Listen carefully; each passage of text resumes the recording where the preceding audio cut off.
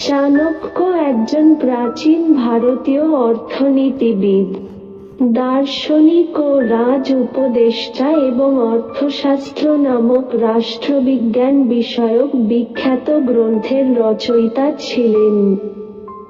রাষ্ট্রবিজ্ঞানে তার পাণ্ডিত্যের জন্য চাণক্যকে ভারতের মেকিয়াভেলি বলা হয়। প্রাচীন তক্ষশিলা বিশ্ববিদ্যালয়ে অর্থনীতি ও রাষ্ট্রনীতির অধ্যাপক চাণক্য। চাণক্য চন্দ্রগুপ্ত মৌর্য ও তার পুত্র বিন্দুসারের রাজ উপদেষ্টা হিসেবে দায়িত্ব পালন করেন। তার জীবনের বাণীগুলির মধ্যে বাছাই করা 30টি সর্বশ্রেষ্ঠ বাণী বা উক্তি সমূহ: 1. উৎসবে, বিপদে, দুর্ভিক্ষে, শত্রুর সঙ্গে সংগ্রামকালে, রাজদ্বারে এবং শ্মশানে যে সঙ্গে থাকে, সেই প্রকৃত বন্ধু। 2. উপায়জ্ঞ মানুষের কাছে দুঃসাধ্য কাজও সহজসাধ্য। 3. ইন্দ্রিয়ের যে অধীন তার চতুরঙ্গ সেনা থাকলেও সে বিনষ্ট হয়। 4. আদর দেওয়ার অনেক দোষ, শাসন করার অনেক গুণ, তাই পুত্র ও শিষ্যকে শাসন করাই দরকার, আদর দেওয়া নয়। 5.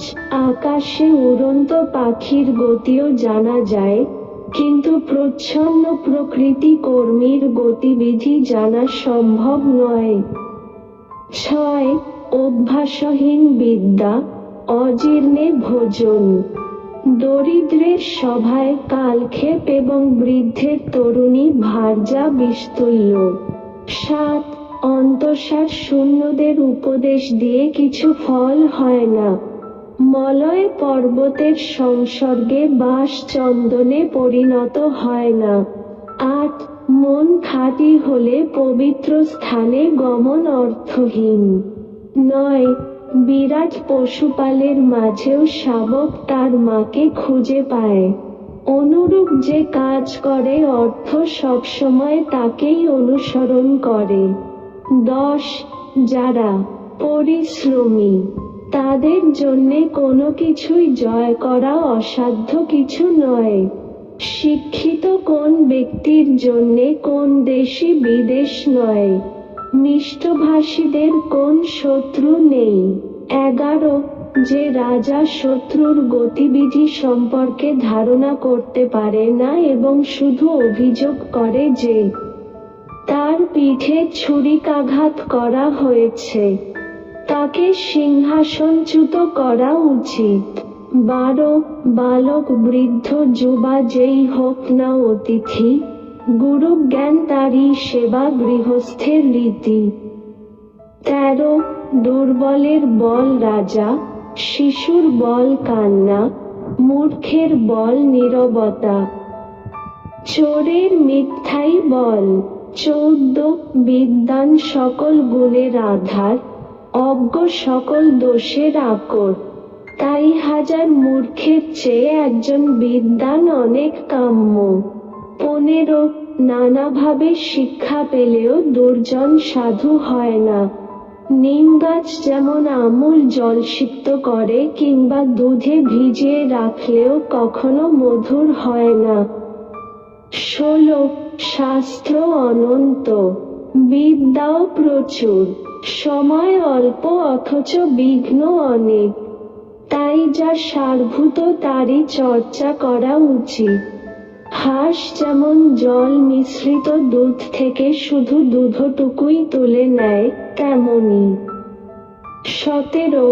যারা রূপযৌবন সম্পন্ন এবং উচ্চকুলজাত হয়েও বিদ্যাহীন, তারা সুবাসহীন পলাশ ফুলের মতো বেমানান। 18. মৃত ভোজনেই স্বাস্থ্যলাভ হয়, যশবানের বিনাশ নেই, ভোগবাসনায় বুদ্ধি আচ্ছন্ন হয়। 19.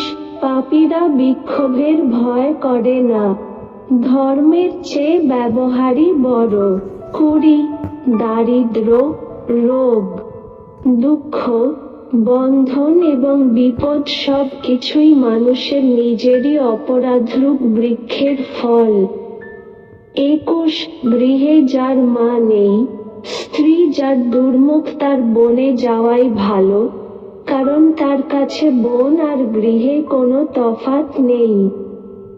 22 খেয়ে যার হজম হয়, ব্যাধি তার দূরে রয়। কর্কশ কথা অগ্নিদাহের চেয়েও ভয়ঙ্কর। 23 একটি কুবৃক্ষের কোটরের আগুন থেকে যেমন সমস্ত বন ভস্মীভূত হয়, তেমনি একটি কুপুত্রের দ্বারাও বংশ দগ্ধ হয়। 24 একটি দোষ বহু গুণকেও গ্রাস করে। 25 বিদ্যার চেয়ে বন্ধু নাই, ব্যাধির চেয়ে শত্রু নাই, সন্তানের চেয়ে স্নেহপাত্র নাই, দৈবের চেয়ে শ্রেষ্ঠ বল নাই। 26 আড়ালে কাজের বিঘ্ন ঘটায়, কিন্তু সামনে ভালো কথা বলে, যার উপরে মধু কিন্তু অন্তরে বিষ, তাকে পরিত্যাগ করা উচিত। 27 বিষ থেকে সুধা, নোংরা স্থান থেকে সোনা, নিজ কারো থেকে জ্ঞান এবং নিচু পরিবার থেকে শুভলক্ষণা স্ত্রী, এসব গ্রহণ করা সঙ্গত। 28 গুণহীন মানুষ যদি উচ্চ বংশেও জন্মায় তাতে কিছু আসে যায় না। নীচকুলে জন্মেও যদি কেউ শাস্ত্রজ্ঞ হয়, তবে দেবতারাও তাকে সম্মান করেন। 29 পরস্ত্রীকে যে মায়ের মতো দেখে, অন্যের জিনিসকে যে মূল্যহীন মনে করে এবং সকল জীবকে যে নিজের মতো মনে করে, সেই যথার্থ জ্ঞানী। 30 একটিমাত্র পুষ্পিত সুগন্ধ বৃক্ষে যেমন সমস্ত বন সুবাসিত হয়, তেমনি একটি সুপুত্রের দ্বারা সমস্ত কুল ধন্য হয়। ধন্যবাদ, সবাই ভালো থাকবেন। এই ধরনের আরো নতুন নতুন ভিডিও দেখার জন্য চ্যানেলটিকে সাবস্ক্রাইব করুন।